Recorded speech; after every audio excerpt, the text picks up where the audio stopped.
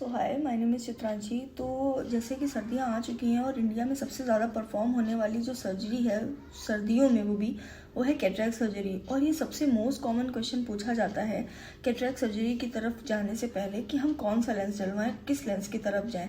तो जो लेंस हैं वो डिपेंड इस बात पे सबसे पहले करता है कि आपका बजट क्या है, दूसरा आपकी एज क्या है, तीसरा आपका वर्किंग प्रोफाइल क्या है, और चौथा डिपेंड करता है कि आपको कोई सिस्टमिक इलनेस या कोई फिजिकल कंडीशन तो नहीं ख़राब है। तो इन बातों पे बेसिकली डिपेंड करता है कि कौन से लेंस की तरफ जाना है। फिर बात आती है लेंसेज के टाइप्स पे। लेंस दो तरीके के होते हैं। पहला जो होता है वो होता है इंडियन लेंसेज, दूसरा जो होता है वो होता है इम्पोर्टेड लेंसेज।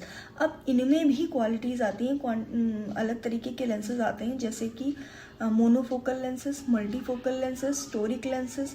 तो जो मोनोफोकल लेंस है वो सिर्फ आपको दूर की ही दृष्टि कवर करेगा। जो मल्टीफोकल लेंसेज हैं वो दूर और पास दोनों के लिए ही वो काम करेगा।